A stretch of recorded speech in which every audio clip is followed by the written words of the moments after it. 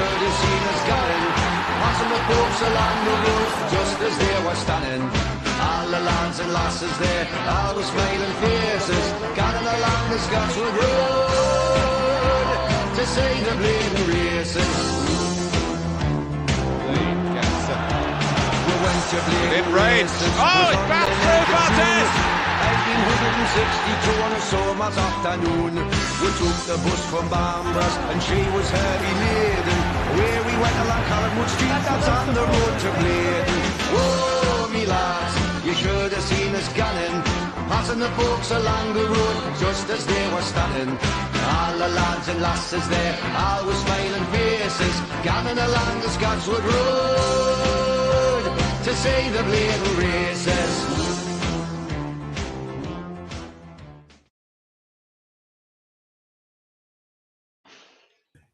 Yes, people, welcome back to another video. John Sinclair TV back again. Just got back from Newcastle last night, and we're going to do like a kind of special show. Amanda Staveley's 50th birthday. I've got the usual sparring partners. I think they've all been coached properly, and all the boxing gloves is chat out. And not only that, you know, I'd heard of them both in the changing rooms as well. And good evening to you, Rolly and Kevin and Kyle.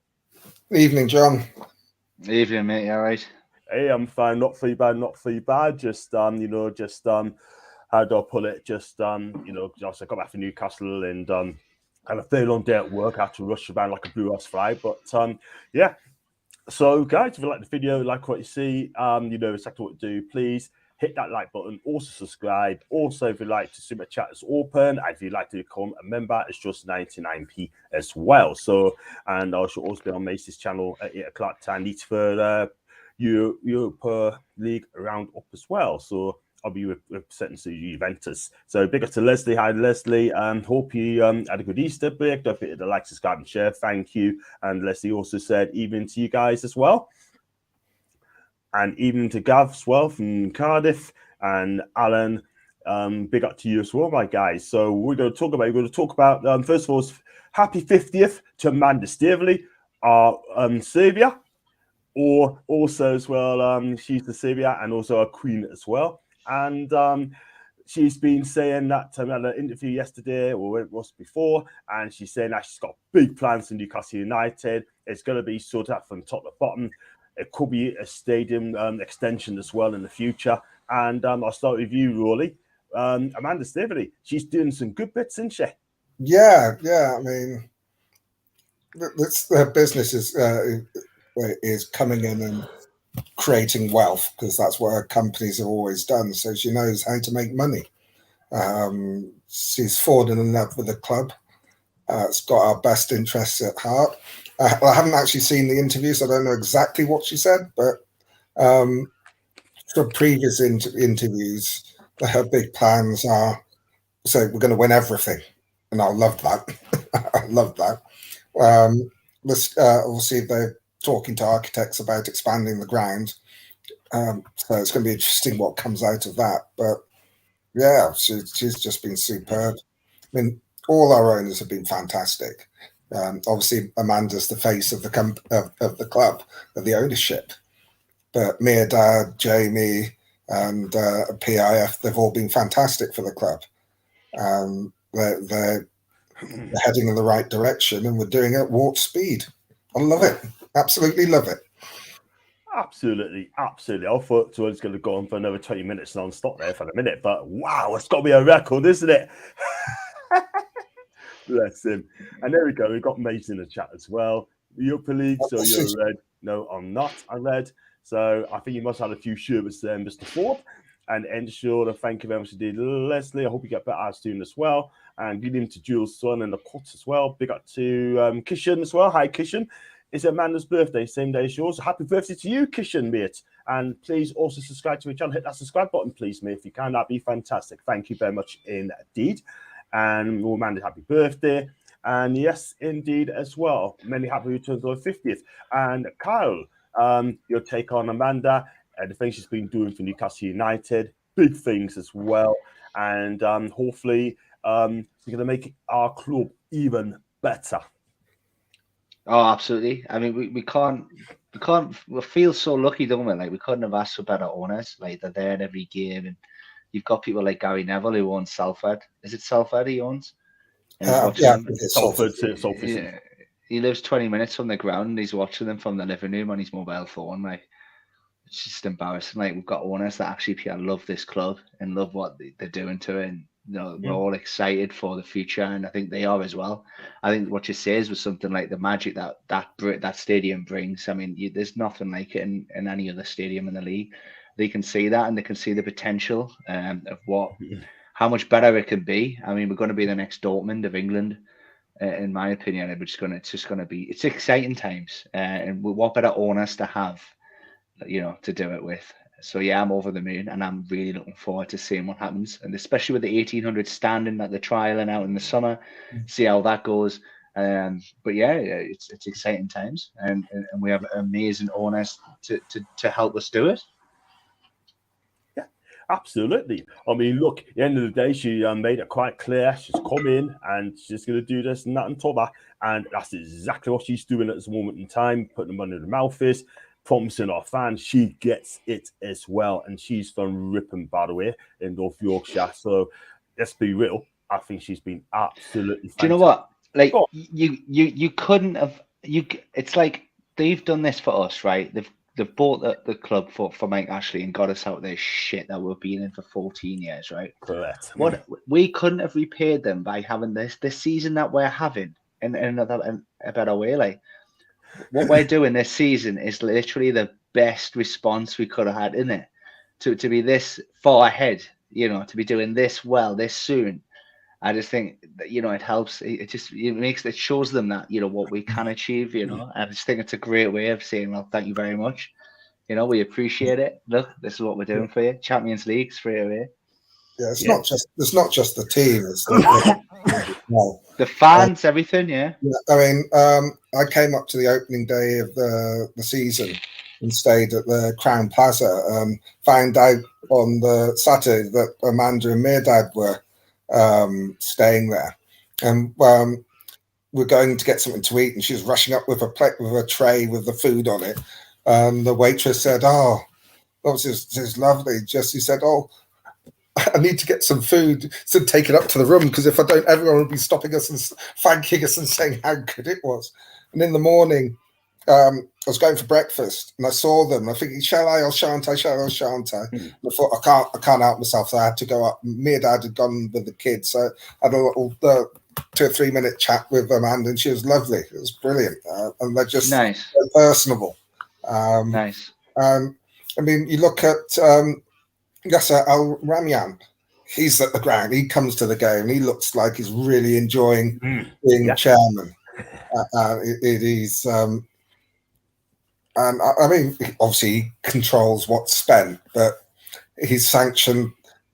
Obviously, Bruno, he sanctioned Isak because he could see where the club's going.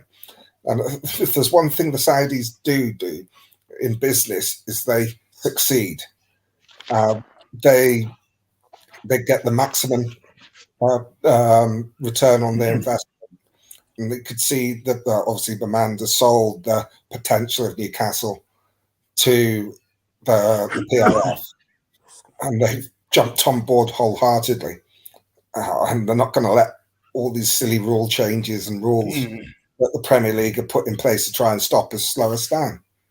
Yeah, absolutely right. He's enjoyed it. You just said it there, Rory. Absolutely spot on. This order of ours, Yasser Romeo, this guy, he is so ambitious. He loves the club. You're absolutely right. He's exciting as well. And let's have a full as well with the fans. Shakes hands with the fans. And you know what it is, right? I mean, he gets it. It's all about connection to the fans, right? So it's Amanda and Jamie Rubin as well. Connection's the most important thing. And the same can be said about our last one. I'm not going to mention the same on this channel at all whatsoever. But for me, I think, the club's in good hands. It's ambitious and everyone's happy. So got some more comments firing through the roof, but I've got to read some Twitter comments as well, by the way, as well. And I'll post it today. Gav as well. Hi to you, Gav. An owner who cares about the club as well as the city. Not like a previous owner. No names. We all know who and doesn't deserve a mention. Thank you, Gav. That's a star comment, by the way. And Leslie agrees to you, by the way, too. We've got a Leeds fan as well, Mr. Tom 28. Big up to you, Tom. Congrats on your win weekend, Mr. John. Thank you very much indeed. I wish I could say this about your team, because your team's absolutely shocking. It was shocking on Sunday. Let's be real. And I still think you still up this season, Tom. So at the end of the day, if you do still up this season, then for me, I think it's got to be big changes at the club as well. And, you know, Leeds are a massive club. And hope you're okay. And Aston Leslie, I sat him Rafi after that second half. You know what, mate? I would have took a holiday after that performance, mate. Sat in the bath for 3 hours. I would have gone to Florida if I saw a result like that. Just get away from them all, by the way. But there you go. I was shocked because Palace have had so much trouble scoring goals for them to get 5. Exactly. Yeah.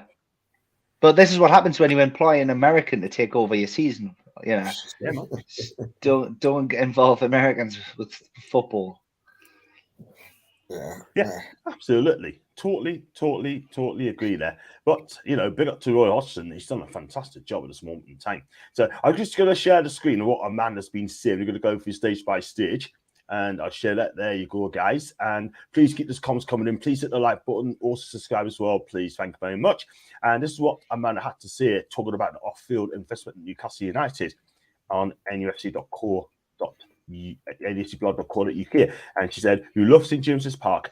We luckily brought back Strawberry Place, and we have been talking to architect about what we can actually do. We're desperate, need to invest in the stadium. It's just the most incredible place, but it needs to be fit for purpose. We create so much magic in the stadium every day, and every time there's a game on, Sky loves coming. The broadcaster loves it because they get real content. There's a sense of excitement we have to build and deliver because a lot of people can't visit St James's Park. On the other side, there need to be significant investment in food and beverage. Food and beverage that offers needs work. We have got to get the ticketing systems right. There are some historical 10-year season ticket deals. Literally, every part of the business needs to be shaken up. Do you know what it is, Rawley? That is absolutely spot on what she said. And also as well, she said about the 10-year season tickets as well. They could have come in and say, right, you know, we're going to scrap that and just do it on a yearly basis. But bigger turn Man Stable and the team, not to scrap it, they're looking after our supporters. Yeah. I mean, Lynch is right. I mean, though financially, with regard to debt, the club was in a great place. But when it came to generating revenue, we were sort of like light years behind everybody else in the Premier League. Partly because we had those stupid Sports Direct signs up, and he was paying fuck all for them. It's just criminal. When you look at the new investment that they brought in the last 18 months, it's criminal what the previous owner was doing with regards to generating revenue. But yeah, I mean, yeah, they've treated the fans well. I mean, I know people moan about the ticket allocation and the season ticket allocations, the new ones came out, and same with the cup final tickets. But you're never going to please everyone all the time. And obviously we've got 32,000 tickets, but I must admit, I forgot about the people that within the club that gets tickets, like the players and all the senior management and all the people that actually need to get tickets from the club. And obviously that comes off your allocation. And then with the rules, there had to be a certain number of tickets that went to members rather than the season ticket holders. So that's obviously brought the numbers down. But there's no good way of doing it. And they'll learn from it. And I think that's the other thing is they talk to the fans and they learn from what they say. So I'm sure next season the ticketing system will be improved from this season, because they haven't really had that much time to. Like they've been there 18 months, but they had half a season, and then had to try and sort out the ticketing, get more season ticket released, and then they had they had so much work to do inside the club, away from the playing side. They've still got a lot more. So yeah, they've just done incredible work. have to agree with you, Rory. Incredible work. Absolutely fantastic what they're doing. I'll go through some comments as well before we get back to my guy, Carl, as well. And big mention Amanda and the sterling work for the ladies team. I'll comment on that one as well, Jules, in a bit.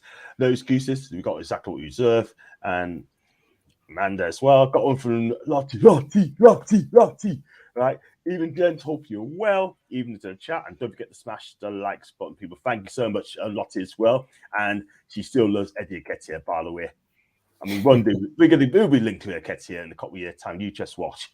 And Evan say hi to the lovely Lottie as well. And she'll be on, be sure, tomorrow at 7 o'clock for a preview show for Premier League. Through this, like.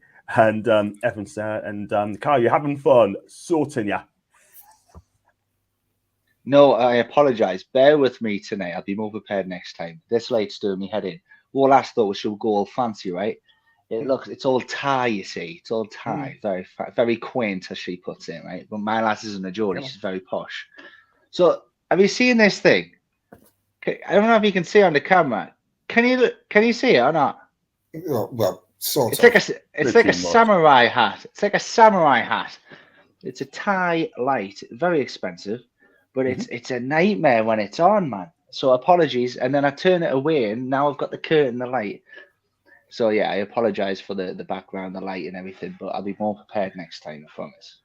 No problem, mate. Well, it is one of the highlights as well from Amanda when Carl asked you to tell you as well. When according to Alan, I loved it when Amanda's latest Simon Jordan on Talk Sport. She's Mrs. Newcastle United. You know what it is, Alan? I remember that very well. She absolutely had Simon joking. She beat him on knockout. A knockout. Did you listen to that interview on Talk Sport? No, I didn't see it actually. No, but I know Simon Jordan hates the Toon, doesn't he? He's not one of our greatest fans, but credit where credit's due. When he does screw up and gets it wrong, he will come out and say, "Yeah, I got it wrong. I didn't think this was happening." He's done that recently. He's actually come round and said that he didn't actually believe that Eddie Howe was the right appointment, and he's actually saying how well he's done and heaping all the praise. It's like that he sort of thought the owners didn't know what they were doing, and is heap on the praise of the tremendous job they've done. He gets on my nerves most of the time, but occasionally he does actually talk some sense. But yeah, it can be a numpty most of the time. I know. You're not a Simon Jordan fan, are you? Well, I can tell. No, but I mean, his job is to get people talking and commenting, and I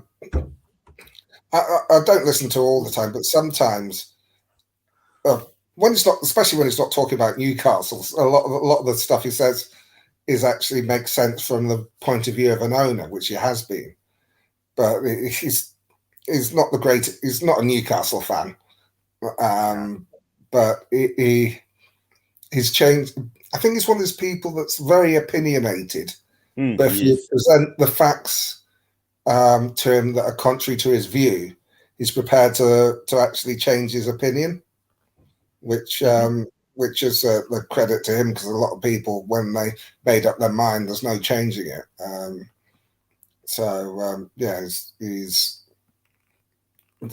no lover of Amanda either. So he's gonna say what he's gonna say, and if he's got it wildly wrong, he does tend to come back and say, "I got this wrong." Yeah, absolutely, really. You know what it is, right? I mean, I've always said we're going to get this thing over, and Simon Jordan's going to have egg on his face. You know what? I gave Simon Jordan an open invitation to come and be sure, and I'm still waiting for him. But I respect him like everyone else. And where's Carl's gone? I don't know. Sort of slides. I think he's had a problem with his internet because his picture froze. He's probably sorting his light out as well. Yeah. He'll be back on soon. He'll be back on, I'm sure. Big up to Keith, by the way. Mr. Sinclair, put the YouTube on your Twitter. I will share it to Twitter for you. Thank you very much indeed, Keith. I've sent it out there, and it should be out there line. So if you can't find it, I do apologise. I'll get it right next time. It's interior design, darling. Only missing Carol. Your lighting is fine. That's from Jules as well. She's nice to you, and that looks a bit better. If you got fit. Yeah, that's a bit better as well. And so the things of Amanda Stevie, I mean, talking about stadium extension up to say 65,000. That could happen, really. I reckon that's going to happen very, very soon. I hope, because we don't want to move away from Newcastle. It's got to stay in the city. I'm sure you can extend it. You know what I mean? 65k behind the Gallagher's. And I'll tell you something. Go on. It all depends on. I mean, they want to extend it, but obviously I forget the name of the stand opposite the Melbourne stand. The problem is the listed buildings there. So it's how they actually extend it. Obviously, talking with architects now, obviously the road that goes behind the Gallagher is a major road. So they can't really it's going to take a bit of work to actually figure out how they can do it. Maybe they can put the stand goes over the road and the road sort of going through makes it sort of like a tunnel. But they'll be looking at how they can do it and stay at St James's Park. And I think once we get to 65,000, I think they'll probably keep it there.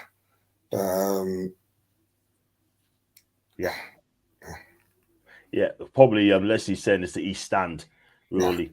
And thanks, the thing is, right, I mean, can that be done? Can it not get extended standard at East Stand? Of course it can. Of course it can. We've got Saudi money, man. We've got trillions. We can do what we want. They can do what they want. Whatever they want to do, they can do. And we will do it if they want to do it. It just may take time. But of course it can. I think, as I say, I think that the thing is, it's the complication is the road behind the Gallagher by Strawberry Place, because they say it's a major, quite a major road. So it's a case of how they deal with the council to get it sorted. Do they move the road? It's not going to be quick. No. But they'll do the necessary work to make sure that we're able to increase the capacity. Absolutely. I'm just looking at the 10 best Amanda Staveley things she's done for Newcastle United. Comment on that one later on as well. But I mean, for me personally, I don't want the stadium to be moved. It's got to be there. It's got to be in the city. And, you just got to make it, see what happens. Sort of. I've got a new one for Rice Burnett as well. Bigger to Rice, by the way. First time viewer. Thank you very much indeed, Rice. I've always taken Rice from the minute then, but there you go. John, I'm new to this. Sorry, if we make top 4 the season, we'll be able to spend big to upgrade the squad for Champions League, as we have injuries. Just a normal season with 13 players. Answer to the question, Rice. First of all, please hit the subscribe button, mate. That'd be fantastic. Thank you very much indeed. Secondly, you need to spend big. I think personally, we need to spend about 250 mil, in my opinion, to upgrade our squad. I mean, there's going to be players going to be leaving really at the end of the season. We know that. Players out of contract like Matt Ritchie, Paul Dummett, Lascelles could be on his way, and Vierza for sure, and others as well is going to be leaving as well, so we can get better players through the door. And first of all, how much do you think we need to spend in the summer? Number one. Secondly, how many do you think is going to come through the door? Can I ask it? I'll answer it in reverse order. I think we're going to bring 5 players in. Yeah. Maybe 6. What, in the summer? Yeah. Wow. I don't think it'd be more than that. I think 5, possibly because of the players we're going to let go. I think there'll be 2, maybe 3 reasonably big money signings, and that's sort of like 50 plus area. So I'd say that's 150 on 3 players, but I think that we'll probably spend, because you're looking at another 2 players. So I reckon it's going to be about 200, 210. I don't think they'll spend 250, because the other thing is we don't know where we stand with financial fair play, because we posted losses for the last season because of how heavily we spent. Now it's a rolling 3-year spend on losses, so I'm not sure how it figures out if we'd made profits in the other seasons. which is quite possible that we did under the tight-fisted old former owner. That sort of mitigates some of the spending that we've done. So if you're making profit, that will come off against your loss. But I would, we'll get a little bit in from. We won't get an awful lot in from the players that elite that will actually sell. But I can see maybe 3 signings in that 50 million bracket, and then a couple in that 20 to couple of the younger ones, that 20 to 30 bracket. So I don't think we'll spend 250, because I mean, as Eddie said in January when we got Anthony Gordon, he says, well, we don't want to be spending all our money in this window because that will hamper us in future windows. So because we're going to be following the financial fair play rules, it's not going to be that huge, massive spend. And of course, it also depends on what new sponsorship, well, obviously the front of shirt sponsors and the other deals that we bring in. Obviously, that helps towards financial fair play. I believe Noon are going to renew their contract for the sleeve sponsorship. We're going to get one on the other sleeve. How much are we going to get for the front of shirt sponsor? That will also determine how much we spend. If we make the Champions League, all our sponsorship deals, we can make bigger ones and we can justify them. And then it's a case of how much new sponsorship do we bring in against what we've actually need to spend. So I reckon in that 200 million, maybe a little less. I don't think we're going to go crazy. But and again, it all depends on whether the players we want are available and what price we can get them at. I mean, it's like in the press they're saying that Man United want 50 million for McTominay. Wow. They can swivel. We got Bruno for 35 mil, man. Plus add-ons on top. And he's still cheaper than Scott McTominay. What does McTominay bring to the table? You know what I mean? Let's be real. The thing about that is it's all about Man United not wanting to do business with us. And they think, well, if we're going to do business with them, they're going to try and screw us on price. But they forget that our owners don't play that game. No. So, I think there'll be a couple in Europe. I think we'll maybe get again, it also depends on who goes down, because there may be some players that go down that you can get on a good price, and of course you've got people like Marcus Thuram, and there's a lot of really good players that are on free contract will be free signings are out of contract at the end of the season. There's quite a lot of, I believe there are quite a lot of good players. I mean, really good players that are on would be free transfers. And Marcus Thuram's one. If you get him in, you've still got you've got his wages to pay, but you still got a huge chunk of you've got your transfer kitty is untouched. So if you get a couple of free transfers in, you can then spend bigger on the other players. So there are lots of moving factors, but I don't think it'll be more than 200. Yeah, fair enough. Fair comment. Go for some comments as well. We get Carl's taken a bit. Thanks for your question there, Rice, as well. If you build the stand now, it would be vastly better than what is there now. Engineering has come in on leaps and bounds. Yeah, I tell you what, they could do an extra stand and East Stand, no problems at all. The road is closed off match days, but agree it's an issue getting access to the RVI, and alternative link to Richardson Road might solve the problem. And thanks for that, Leslie. The East Stand, the problem is the listed buildings. Whether they can, I mean, let's say engineers improved, but that's been the big reason why they've not developed that bit. Yeah, fair comment. That's good. Shout out early. John, get Simon Jordan about Goldbridge on your shirt. You know what? I'll take either of them. Sure, no problems with that. 65k is not big enough. Simples, as the man will grow and grow with more success. That's Keith. That's a fair comment. Bigger to Bobby as well. And is what I fear. Our fight at the top end of the Champions League is a different animal. We can't sign anyone with less ability as Bruno, cause Gordon Anderson ain't at that level. That's the problem. Bruno is. I mean, Gordon's got a long way to go for me, and Anderson. I mean, they're both young. Anderson and Gordon are both young. Yeah. We're using a different model from the likes of Chelsea and the likes. Look, we're trying to develop for long-term success, so we don't have to spend sort of like 50 million plus on every player that we sign. Now, Eddie's improved the standard of the players that we have at the club already.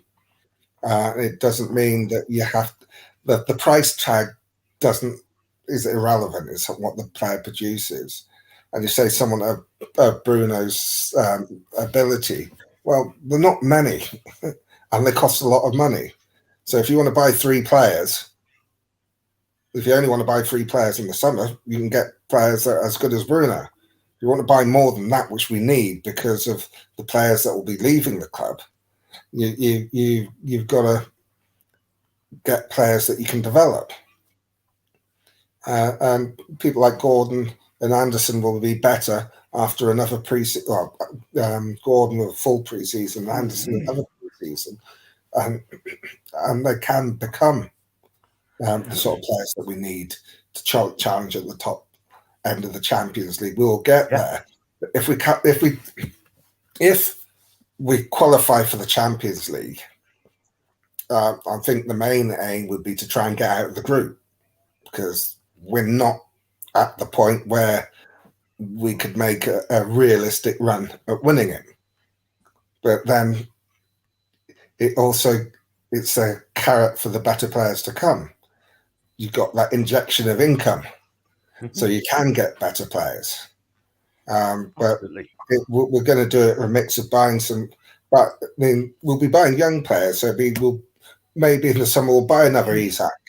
We'll also buy another Harrison Ashby, someone for the future, so that can contribute in sort of the domestic cup competitions to give some of the big guns a break, and develop to become to take over from some of the older starters. I mean, Ashby was bought as a replacement for Trippier when he wants to turn his boots in, or his form completely tails off as he's at the back end of his career. So we're getting them in early so we can develop them and have. I mean, look at Man City. They buy lots of superstars, but they also develop people. Look at Phil Foden. It's come through their academy and how good he is. So I think we look at Manchester City. We want to be a bit like them, but probably producing more players ourselves. As Dan Ashworth said, is that it's to buy big ticket price players continually is unsustainable. You can't do it, particularly with the way financial fair play is. If there's no financial fair play, we could do it, but there is, so we can't. So we need to grow players and get younger players in so that they can develop into first team players at the highest standard. Yeah. Well taken, well said. Well said, mate. How much revenue will we get if we get Champions League? For us, we'll probably get about 34 million quid. If you win a game, the money goes up, but you've got to be in it. Like, so to compete in it, I think it's like 30 million, 40 million quid just to be in it. Don't you think? Yeah, it's something like that. Hi, Gary. So, yeah. So, over a 3-year period, Newcastle could spend 500 mil as they earn more than that in TV money and sponsor tickets. Ticket sales, live game earning. We ain't as skint as people think. Ash was just right. Fair enough. We don't think we're skint. It's just that the financial fair play rules are designed to stop us spending the money we've got. That's all. They call it the profit and sustainability, but it's all about trying to maintain the status quo, making it harder For us, they came in basically after Man City came in, just started spending. They already had it once with Chelsea. They had it once with Man City. They thought, well, we don't want this to happen again, so let's make it harder. And the moment we got bought by PIF and Amanda and Jamie Rubin, they tightened the rules again to make it harder for us to break into the top 6. Well, it hasn't worked because we're breaking into the top 6 as it is, and hopefully, if our form continues, we'll finish in the top 4, possibly 3rd. And the financial fair play rules were designed to stop that. Now we'll get more sponsorship if you get into the Champions League. I think it's something like 20 to 30 million for just being there. Then you get more money for each game you play, and then you get more money if you win. If you qualify out of the group, I think you get sort of like another 20, 30 million just for qualifying out of the group. And then the prize money goes up and up and up. A good Champions League run could be worth 100 million. Yeah, have to agree. So we've got Champions League. That's where the Holy Trail is, if you want to call it that. Rawley's got something to you. Before we do that, Carl, I mean, Champions League, yeah? I got one from Jules as well. Sorry, guys. Can we go back to Amanda and leave the FFP to the board? That's a fair shout as well. I think that's a good idea. So it's all about Amanda as well. I mean, I could say they given a chronicle said that Amanda's 10 of the best comments she's made. One of them, Kyle, she said, the best of the best. We want this club to be the greatest in the world. We want to win the Champions League. We want to win the Premier League. We want to win the FA Cup. We want to win the Carabao Cup. She wants to win a lot. That tells me someone that cares about the club. Yeah, sure. I disagree with Rawley as well. I think we all could. I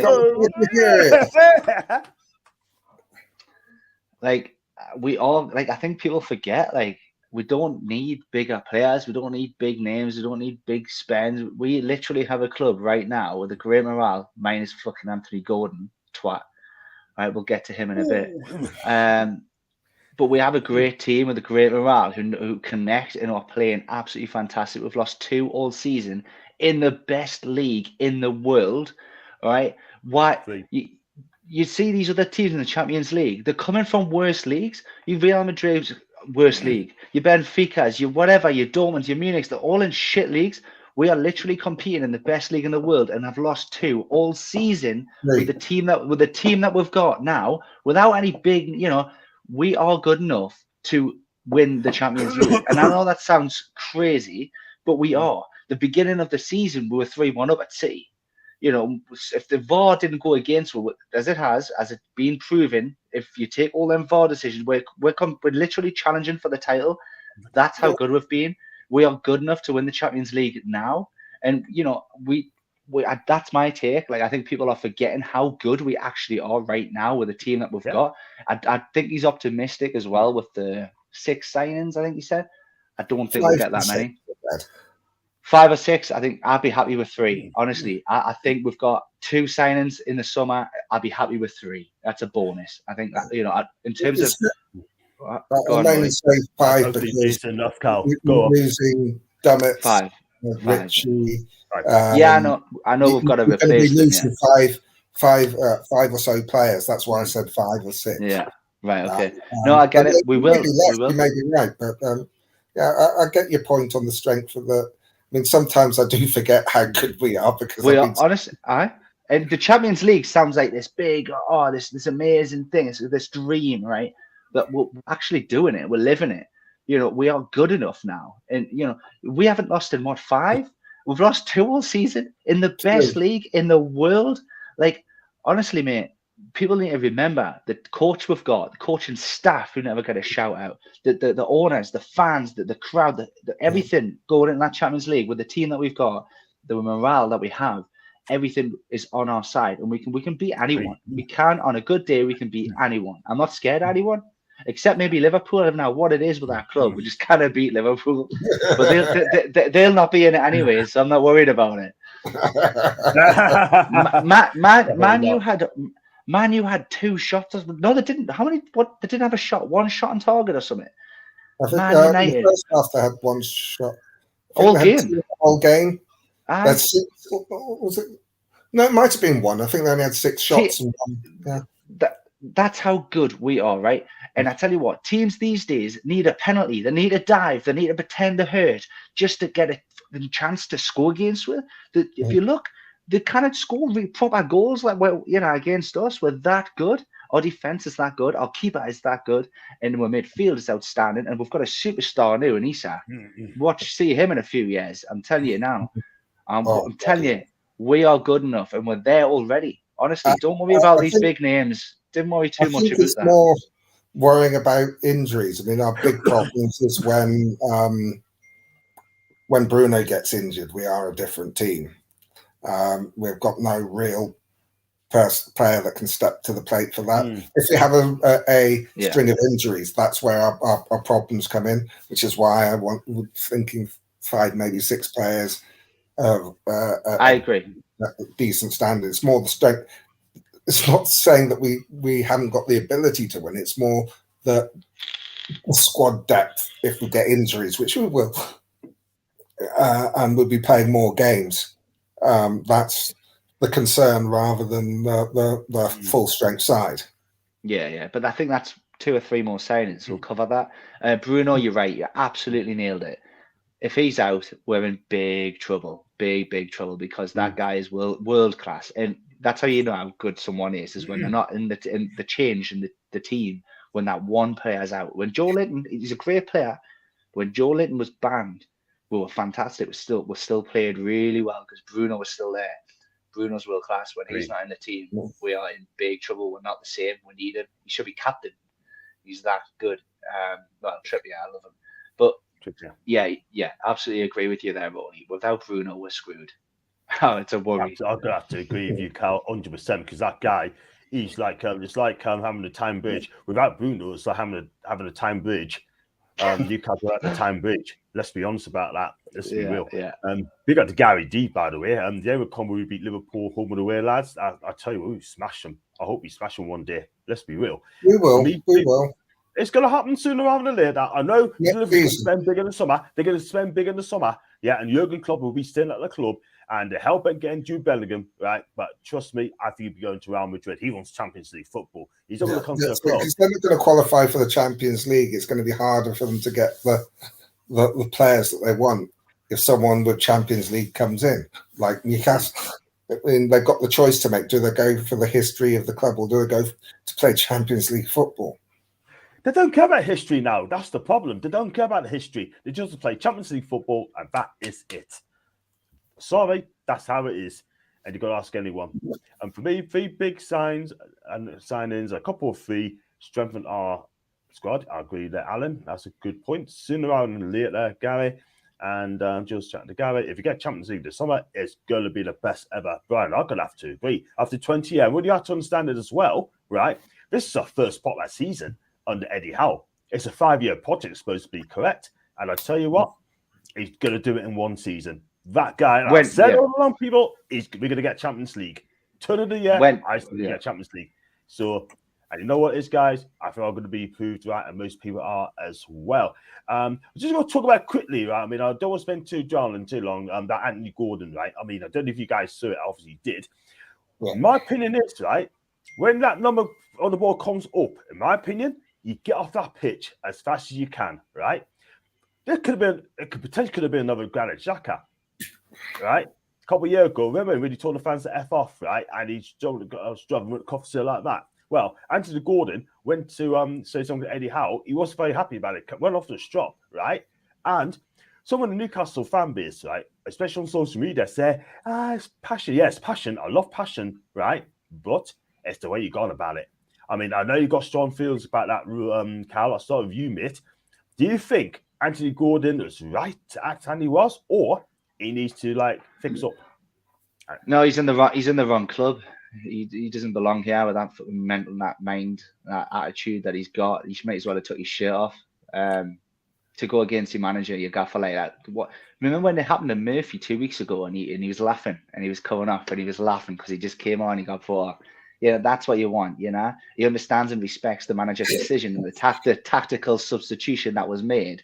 It wasn't because we thought it wasn't because we thought he was shit when he came on. He wasn't great, by the way, but he wasn't brought off because we thought he was shit. It was a tactical substitution that your boss has made the decision, and you respect that. And I'm sorry, everyone in our club is just pure absolute legends at the minute, and we couldn't ask for a better team this season. We didn't need people like that with that attitude in the dressing in the changing rooms and around our players. Because you know what it is. It's not just that moment. It's the training sessions. Who he's talking to. He's whinging every day like a little fucking Ben. No, you need that positive mental attitude. Every single week. And you need to be surrounded by that positive energy, not people like whinging and going. You know what it is, don't you? He's just spat his dummy because he wants to be on in the first team. He wants this. His ego, mate.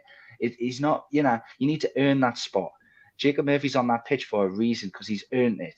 All right, you've literally just got mate, earn it.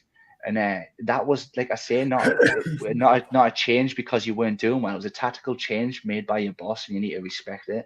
And if he continues like that, he's going to be hated. And they might be all right letting him off this time, but if he doesn't change his attitude and that continues, they won't keep sticking up for him. That they'll only, people will soon can against you, mate. And for me, I'm already against them. I'd have him gone tomorrow. I didn't like it. It upset me, and we don't need players like that in our club. Yeah, fair comment. You know what it is, right? My point is, well, I mean, we might have something different, but the thing is, right, I've seen the tweets today, right, and people are saying, lay off him, this is non-story, this is non-story, that. Well, I'll tell you something now, that's gone viral. That clip has gone viral, not just in the Premier League, all over the world. I hate it, right? I hate seeing it. All over the world, right? We had bad eggs at Newcastle United in the past year, like under Barry Robson, right? They just didn't want to play for us, right? For me personally, if you've got the wrong attitude, I don't want it because it upsets the players who've got at the club already. I know Anthony Gordon is young; he's 21-year-old, right? I think he's going to be a good player, but at the end of the day, he will not have done this under Brian Clough, under Alex Ferguson, under Arsene Wenger. Right? Absolutely no way, horse here. It wouldn't happen. Oh, and Eddie's saying, and everyone's saying, Eddie's fine with it. He said there's none of it. Oh, he's obviously going to say that, isn't he? Eddie's not going to come out of the media and be like, yeah, he's an arsehole. Yeah, he's bang out of order and I don't like it and he's dropped. He's obviously going to tell you that. But no, it wasn't good. It wasn't a nice sight. And we don't need that, especially at the time right now where we are. If we were 12th, okay, I'd maybe let him off. He's a bit of an arsehole. But at the time, the team needs every point to get into Europe. It's the last thing you want to be seeing from anyone, let alone someone who's just arrived. Great. Wow. How about then, Rolly? How about Rolly? Stick up for Go on, Rolly. I was just listening to what you had to say,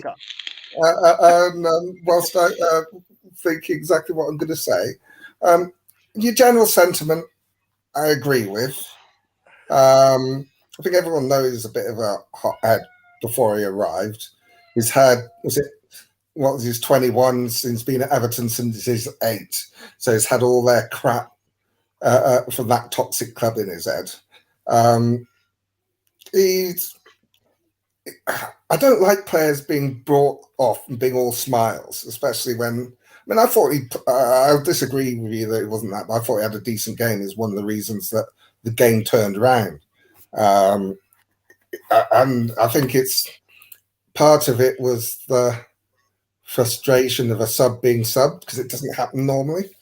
Now, if Eddie sorted it, I'm fine with that. If it happens again, then it becomes a problem. At the moment, I'm not too worried. They will have sorted it out internally. You wouldn't see anyone else do it, would you? I know, but everyone's different. Everyone's different. He shouldn't have done it. And they say the club will deal with it internally. And if Eddie's happy with the response, they seemed to be happy when they were walking around the pitch at the end. Eddie actually went over him and they came off smiling. So he's probably has he sorted out? I'm sure it will be sorted out. But you get hotheads, but he does actually seem really like he's dying to do well at the club. You give him this one transgression. If it becomes a habit when he's brought off, that's when it becomes an issue. I can see your point about the disrespect and everything. I'm not going to argue with that, but say, is this a one-off or is it it's a one-off at the moment? You don't want it to become a pattern, and it's up to Eddie to Eddie wanted him, they got him, so it's up to Eddie to manage him. Yeah, and I'm sure he will in time. And well, it just depends what you know. But anyway, I'm not impressed with him. Every time I see him get the ball, he always goes backwards. Remember what I've just said, right? When Anthony Gordon gets the ball, he passes the ball backwards. Honestly, against Brentford, go and watch the highlights or watch the whole game. Every time he got that ball, he went backwards. I was screaming at the screen. What are you doing, man? Go forward, you're a winner. Run at them. Do what Maxi does, you know? He was going backwards. I'm telling you, he does it. Watch him. You didn't see him get the ball and run at the defence and put the ball across the 6-yard box where he's at. Who couldn't get that? Was that the West Ham? Yeah. I don't think that was Brentford, mate. Was that the West Ham game? I wonder if that's why Eddie brought him off, because he kept going backwards. Eddie, say what you did. He did have a couple of runs forward, but again, when he loses a ball, he tracks back and tackles. And he's still developing. He's got the tools. He just needs to know how to use them properly. If he's still developing, he shouldn't be in a top 4 European team. He should be on loan now, playing for Bradford or something. We're ready for Champions League football. Well, Eddie's a better judge of player than either of us. So if Eddie thinks he's good enough, that's fine by me. Well, he's not at the moment. He's getting 10 minutes, but we'll see. We'll see in time. We'll see. Part of that is because he got injured as well, so he's still learning our system. Yeah, well, I'm not a fan at the moment. I hope he changes my mind. It's up to him to change your mind. I'm not as negative on him as you are. There's potential there, but he's in a situation where the team is playing so well that if you're on the bench, it's hard to get into the starting lineup again. Do you know what Maxi said? In an interview, he said, how do you feel about being on the bench? You know, and he only says, as long as my team wins, I don't care. That's the right decision by the manager, and we're doing well, and I'm happy about that. I don't get upset. It's not the person I am. It's not who I am. That's the attitude. That's how it should be. Yeah, not spitting your dummy. You're going on like a little child. Yeah. It's not a good look. It's not a good look. It's not. But it's one that he will learn to sort out, or he'll be on his way. Yeah. And he's gone from a relegation battle to potentially playing Champions League football next season, so he needs to get his shit in order. Well said. But I think, the signs that he's Eddie's coaching all the crap they taught him at Everton out of him. Exactly. Yeah, man. You look at Maxi now.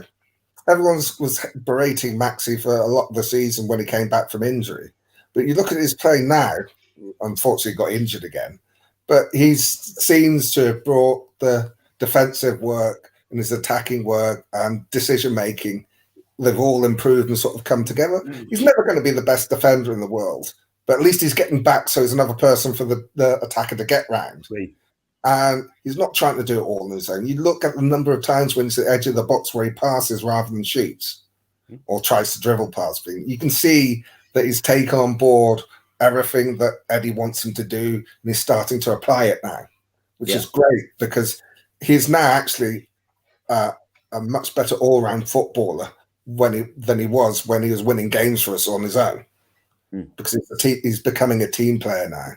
Yeah. So, exactly.